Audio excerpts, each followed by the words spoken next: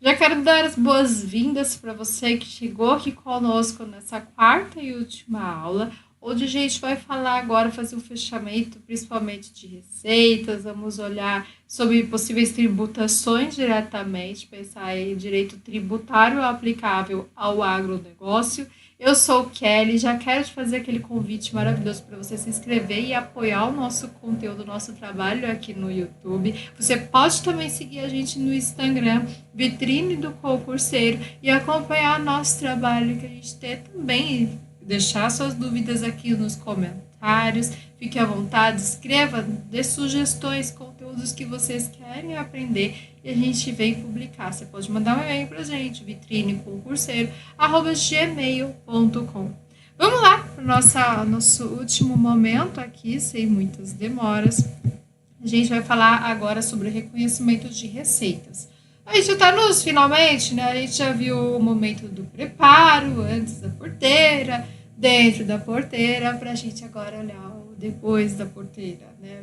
Olhar para essas fases que a gente viu, esses conceitos ao longo de todas essas aulas que agora vão fazendo sentido, vão criando quebra-cabeças e vão se conectando os conhecimentos. Por quê? A gente vai ter que ter um reconhecimento aí de receita. Vendemos! Precisamos reconhecer essas receitas, para olhar para o desempenho, para quê? Evitar ter erros aí, fraudes também e principalmente porque a gente mais deseja na contabilidade ter confiabilidade. Porque eu vou olhar benefícios econômicos, vou olhar todo o período contábil, vou precisar olhar as entradas, aí olhar os ativos, né, que entraram, a diminuição dos ativos, vamos ver se teve um aumento de um patrimônio líquido.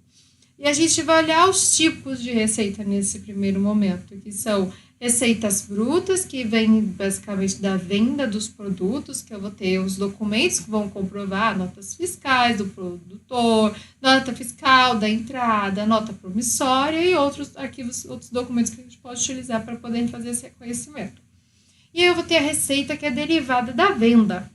Então, eu tenho os bens que foram utilizados, eu vou olhar os documentos que vão vir, por exemplo, nota fiscal, eletrônica, vou olhar para os contratos que foram assinados de compra e venda, vou poder também olhar os recibos que foram todos gerados com essa venda. Tranquilo até aqui, eu vou olhar também para as etapas, essas etapas que precisam ser observadas. Então, eu preciso ter uma identificação de um contrato, eu tenho que ter a obrigação de vendedora, eu tenho que observar a identificação de todos os meus produtos, mais uma entrega que eu tenho que ter uma obrigação aí diferente, eu tenho que ter uma combinação de contrato aí, mais de uma mesma data ou para uma próxima data, eu tenho que olhar o preço da transação, eu tenho que ver que esse preço é uma contraprestação, e principalmente a espera aí de receber algo em troca. É o que a gente costuma aí reconhecer receita. É isso que a gente precisa na vida da contabilidade.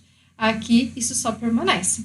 E a gente tem modificações que podem acontecer ao longo do caminho. Eu falei, lembra, confiabilidade, mas que a gente só vai ver depois do momento que teve o crescimento, né? Após a colheita, que a gente vai ter o preço, a gente vai ter também o escopo, se foi aprovada em ambas as partes. Vamos ver os impactos dessas receitas, porque eu vou identificar a obrigação, né? Eu vou ver as promessas que foram feitas nesse momento, né?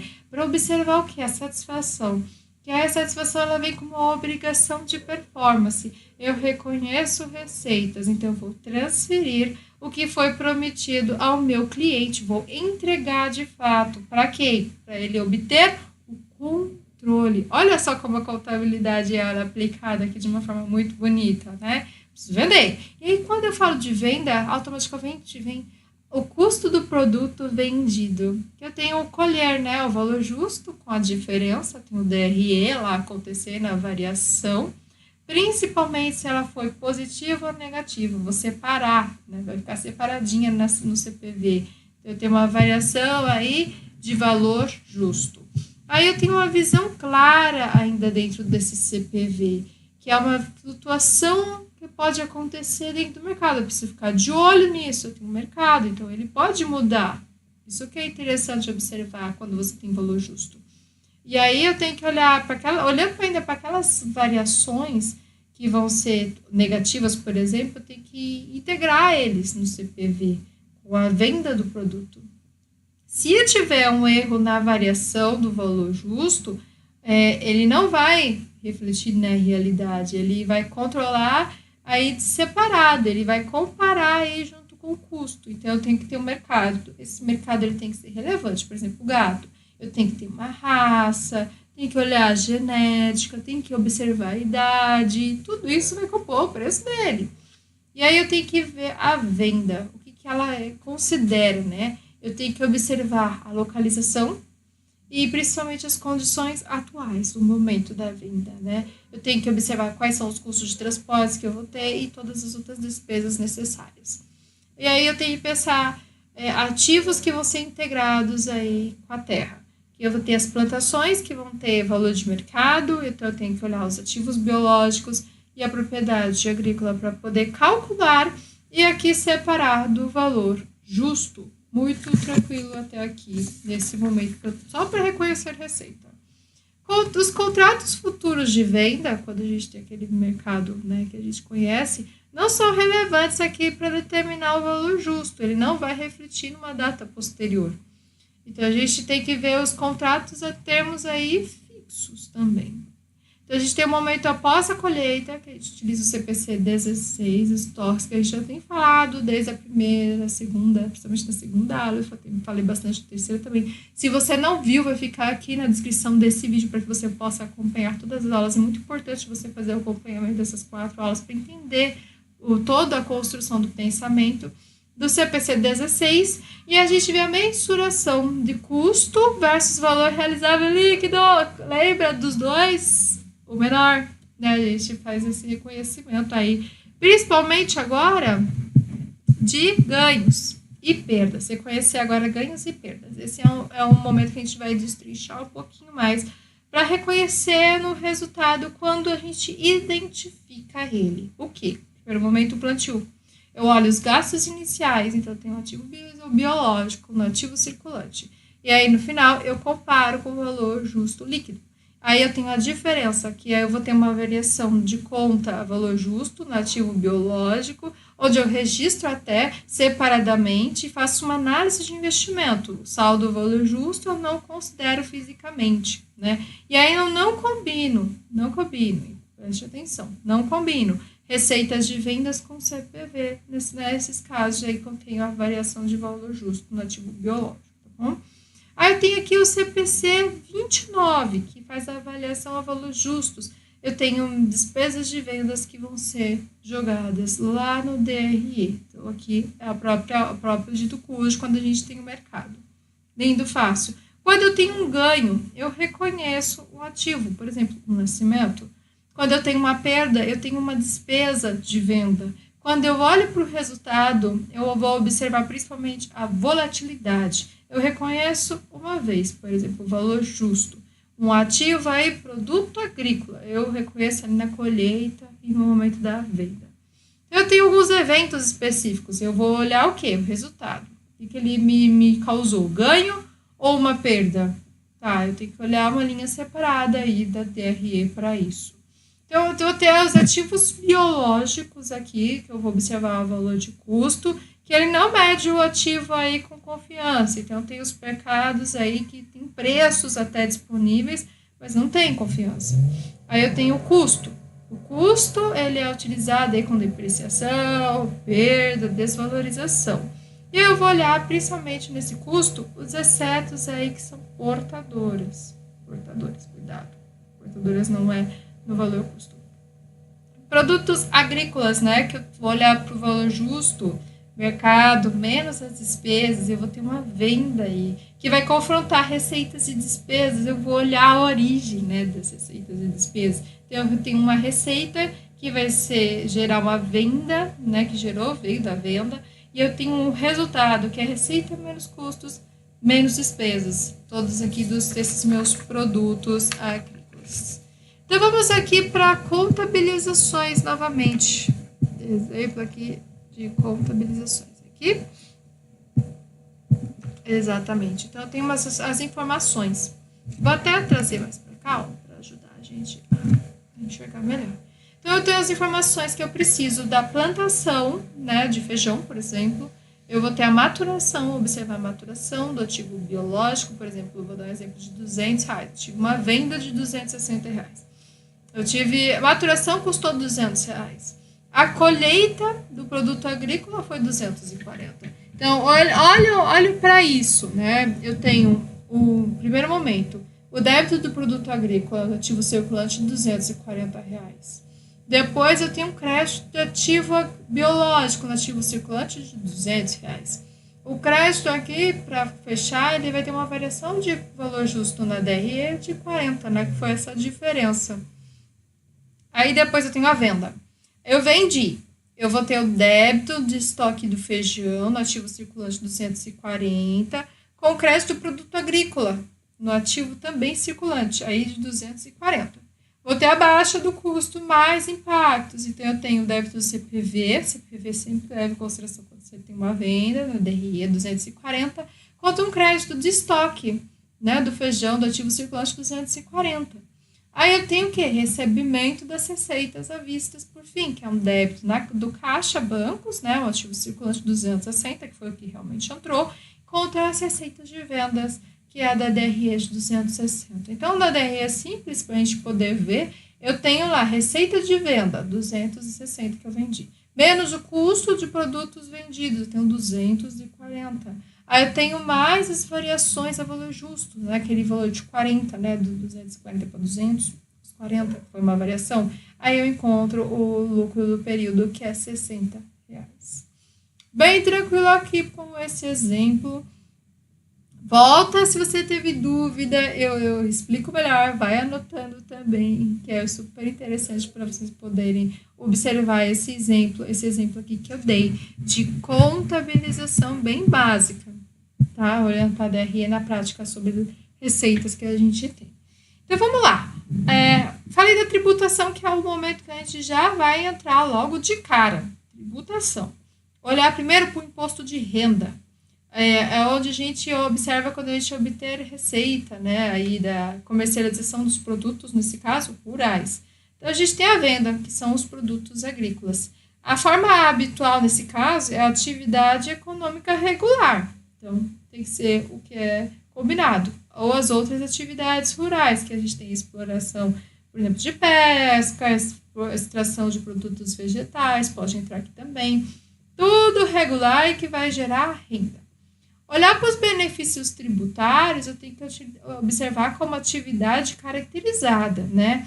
Então, eu tenho custos, tenho despesas que vão ser deduzidas aí no período de apuração do imposto de renda, do IR.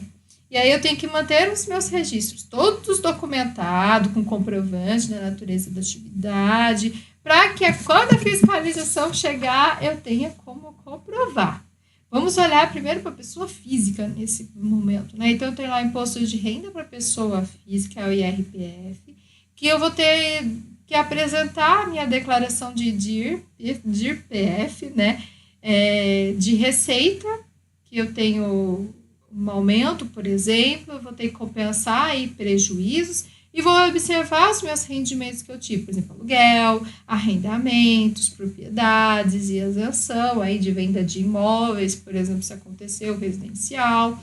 E eu olho também, além dessa declaração, eu vou olhar o demonstrativo aí da atividade rural, que é uma declaração aí de ajuste anual do imposto de renda, onde eu tenho que olhar a receita bruta em total. Aí nós temos também observações aí, tem um livro de caixa digital do produtor rural, LCD-PR, né, quando tem um aumento aí também, que tudo isso eu tenho que lembrar que deve ser entregue para a Receita Federal até o dia 31 de maio do ano vigente. Então, a gente sempre tem que observar isso para a pessoa física. A gente também tem imposto de renda aí para a pessoa jurídica. A gente vai, inclusive, observar que é o IRPJ, que a gente vai ter uma tributação específica, onde a gente vai observar a natureza dos rendimentos, principalmente, olhar para os benefícios aí fiscais que estarão disponíveis, que você pode, inclusive, ter benefício fiscal, quando você é pessoa jurídica. Aí você tem o lucro real, que vai ser um lucro efetivo, né? A gente vai ter a cobrança do quê? De PIS, de COFINS, que eu já mencionei sobre eles na segunda aula, aqui no nosso curso. Eu tenho os custos dedutíveis e tenho uma base aí tributária ajustada. Para quê? Porque eu possa apurar o resultado, identificar as receitas que foram auferidas e os custos e despesas que foram também incorridas, e aí eu tenho o resultado. Mas olhar para a pessoa física aqui agora, né? Eu tenho ditames legais, né, da Receita Federal. Casos de valores positivos, eu tenho operações continuadas, eu vou entregar ativo, uma troca de benefício aí presente e futuro. Não vou utilizar atividade diferente aí como principal. Eu vou ter a meta de saber se a atividade aí deve ser continuada ou não. E vou olhar para a receita. Vou olhar para o regime de competência. Vou observar fato gerador. Vou observar documentos fiscais, independente se recebi dinheiro ou não, regime de competência, né? Quem já está acostumado a princípio com isso. Olhar para a pessoa jurídica, agora a gente vai ter uma identificação aí, uma correlação da atividade registrada no CNAE. CNAE, aí a gente tem que observar que impede outras atividades não relacionadas. Se você está trabalhando no agro, não adianta você querer colocar uma outra atividade que não tenha ligação com isso. Então, a gente tem esse impedimento. Então, a gente tem que ter os controles aí do que é tempestivo, que acontece no momento certo, tem que ser registrado no momento certo. Não adianta você aparecer 2 anos depois com uma nota que aconteceu há 2 anos atrás. Do passado, querendo fazer milagre agora. Não vai. Tem contabilidade para tudo que seja tempestivo e tem que ter organização para que a gente possa confrontar as receitas obtidas com os custos incorridos do momento. Aí a gente tem o resultado da atividade rural. Nós podemos ter o ganho, né, que é o gasto aí com a agricultura, e as vendas, que a gente tem também os produtos cultivados, bens, né, as máquinas, né, que devem ser analisadas junto com as terras, e os ganhos aí financeiros, principalmente juros que aconteceram. Para que a gente olha para o resultado, para entender a saúde financeira, o nosso sucesso no nosso negócio, para olhar para o resultado, que a gente pega o total de despesas menos o total de receitas. Então, de despesas menos receita, a gente chega. Se for positivo, nós temos lucro. Se for negativo, tivemos prejuízo. Agora, vamos para a parte que realmente merece um pouquinho mais de atenção, que são os regimes tributários, que um negócio, que uma empresa direcionada para o agro pode escolher. Então, vamos começar primeiro com o regime de tributação lucro real, que ele vai calcular o lucro real e o resultado ajustado com base do CSLL. Então, a gente tem o livro eletrônico como necessidade para apurar o lucro real e o ELALUR. O livro eletrônico para a base de cálculo do CSLL, que é o ELECAX.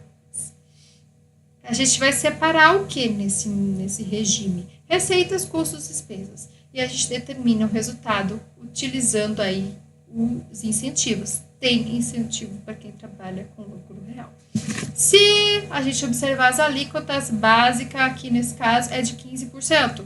Se ultrapassar 20 mil por mês, né, a gente tem um acréscimo de 10%. Guarda esse número.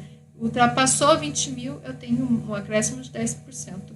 Trimestralmente, não é 20 mil, vai ser 60, porque eu vou ter 20, 40, 60. Lembra o máximo 20 cada mês, que eu falei primeiro? Então, 20, 40, 60. Trimestral ou vezes 20, né, como eu estou acabando de mencionar. Anual é 240, porque eu tenho que pensar 20 vezes 12, que aí tem que dar 240. Ultrapassou 240 também, tem um acréscimo de 10%. É assim que funcionam os 10%. Mensal 20, trimestral 60, anual 240. E sempre vai finalizar e observar o término do dia 31 de dezembro. A receita, ela vai ter aí uma observação a cada atividade. A gente olha os custos e despesas de todas essas atividades. E não tem dedutíveis aí em relação aos custos, né? Outros também não tem. Então, distribui aí de forma proporcional o que realmente foi gerado. Essa é a base do real, ele é real. Agora, quando a gente olha para o lucro presumido, lucro arbitrado, não uso incentivos especificados, né, para essas atividades. Não tem incentivo igual no lucro real. Então, a gente tem o imposto de renda aí, por exemplo, arbitrado, que não consegue comprovar a conformidade aí de 9,6%, por exemplo. A gente tem as receitas, né, que vai ser descaracterizada, não compatíveis com a legislação, e tem os registros, né, de apurações aí com base no cálculo maior. Importante isso. Ele vai ter algumas obrigações, como, por exemplo, apurar trimestralmente, vai depender da atividade, né? Então, a gente tem as alíquotas de 8% para o presumido e 9,6% para o arbitrado, com base aí no imposto de renda de 15%. Lembra dos 10% que se aplica lá nos 20 mil? Aqui também tem. Passou dos 20 mil, dos 60 ou 240, tenha mais 10% calculado. E a contribuição social aqui, ela é aplicável para todas as empresas. E, por fim, o Simples Nacional, o nosso tão queridinho, né? Queridinho de muitos empresários do Brasil, que optam por esse método de tributação, que ele tem uma particularidade de unir vários tributos em um só, simplificou, né? Então, a gente tem microempresário, tem que ter faturamento menor de 360 mil por ano. Para o empresário de pequeno porte, a EPP, a gente tem acima de 360 mil por ano e abaixo de 4 milhões e 800 por ano, tá? A gente é um método simplificado, que tem um cálculo que vai recolher aí diversos impostos federais, estaduais e municipais em um só, e vai depender também da atividade, vai ter um anexo para ser observado. Então, no Simples, a gente tem um anexo 1, que ele vai ser calculado mensalmente, de acordo com as alíquotas efetivas. A gente vai observar também receitas internas, exportações, aí quando acontecerem. E a gente vai sempre observar aqui regime de caixa. A gente vai separar as receitas, principalmente do que foi de revenda e o que foi atividade rural. Olhando para os tributos, né, que eu falei que são diversos e que recolhe uma única vez, nós temos imposto de renda pessoa jurídica, a contribuição social, PIS, COFINS, a contribuição previdenciária patronal e o ICMS, tudo em um só.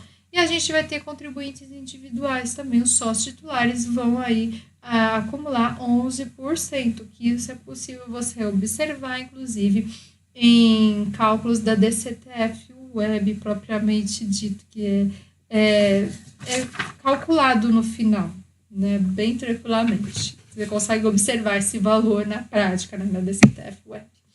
Meu povo, a gente fina aqui essas 4 aulas. Eu mencionei que a gente vai vir aí com conteúdo interessantíssimo para quem quer se aprofundar. Somente exercícios para quem quer aprofundar, principalmente no nosso universo aí de custos aplicados para o agronegócio. É um módulo à parte que você pode adquirir.